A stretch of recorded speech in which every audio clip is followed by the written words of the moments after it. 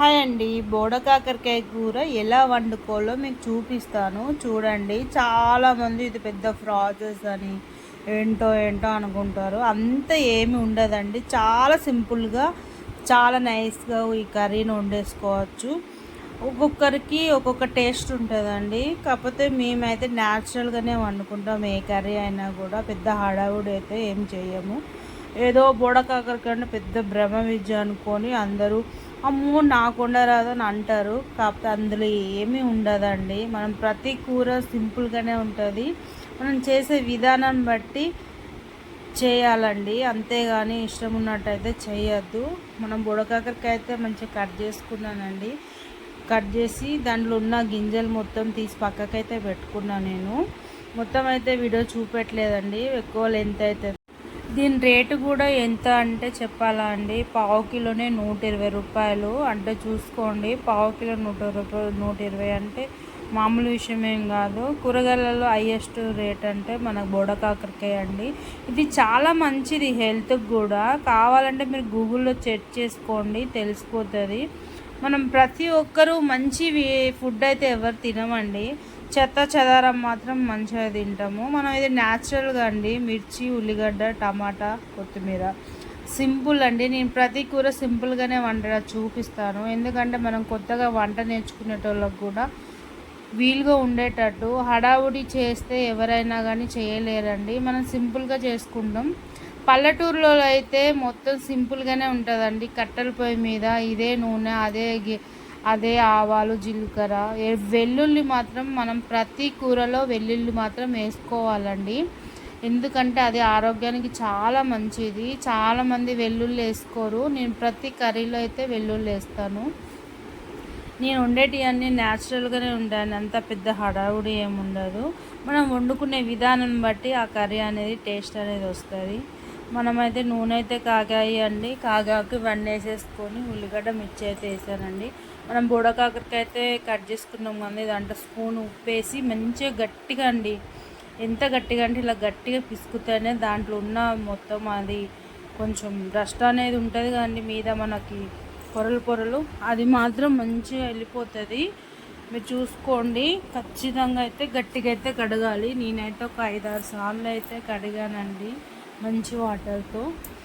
చాలామంది 2-3 సార్లు కడుగుతారు. ఏ కూరగాయలైనా మనం ఉప్పు వేసి కొంచెం నానబెట్టి మంచిగా కడిగి తింటే ఏ అనారోగ్యం మాత్రం మన ఒంటికి కూడా చేరదు.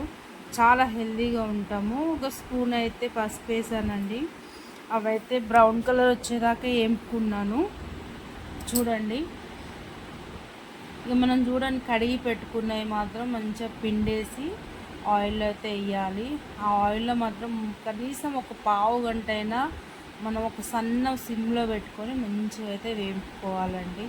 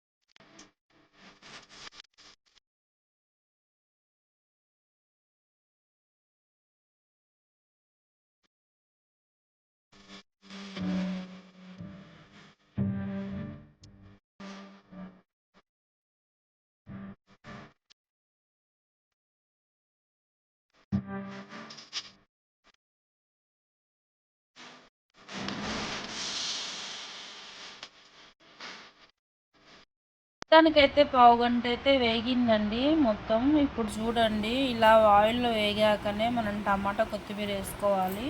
కారం కూడా వేసుకోవాలి. వేసిన వెంటనే పెద్ద కలిపేయద్దండి. కొద్దిసేపు అయితే మగ్గనిచ్చుకోవాలి. ఏవో చాలామంది కలుపుతారు, అట్లా కలిపితే టేస్ట్ అనేది మాత్రం ఖచ్చితంగా పోతుంది.